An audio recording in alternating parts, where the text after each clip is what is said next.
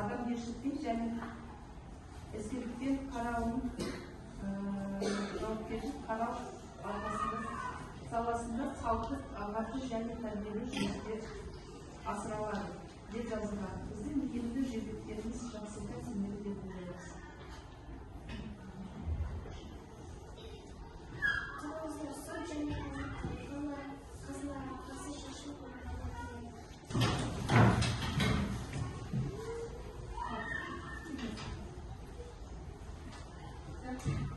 İlk yesini prensi ol. Aldı. Ya ilk karamak.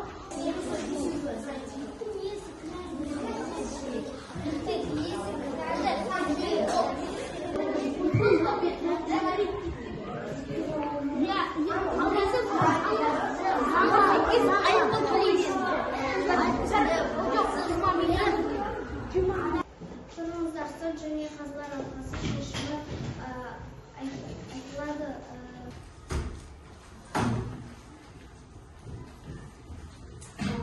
Қазылар алқасы сөзсіз.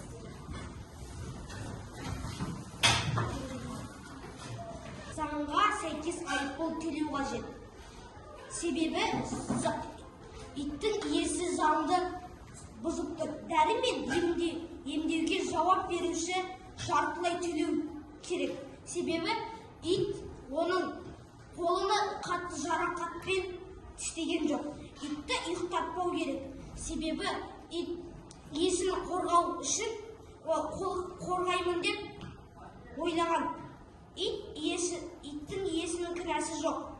Себебі иттің иесі ол итті ойламаған, адамды тістейді деп ойламаған. Қалған қазылар алқасы келісесіңдер ме? Иә. Барлықтары келісесіңдер ме? Иә. Үлкен рахмет.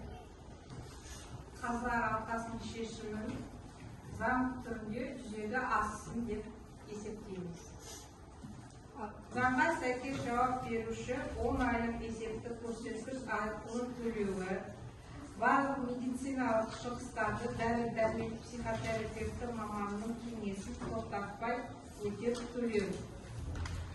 Жануардың заңының 15 бабы 1 тармағының 1 тармақшасына жануар адамға, жануарларға шабуыл жасаған жағдайда және жануарлар адамның жануарлардың өміріне немесе саулығына, сондай-ақ қоғамдық тәртіп пен қауіпсіздікке қатер төндіретін өзге де жағдайларда сай эвтанизациялау, яғни ұстату.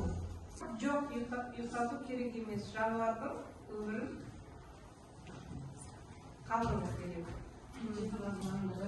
Ит жейтін қазынаның бірі бұл абайсызда болған жағдай, өзінің иесін қорғайын деген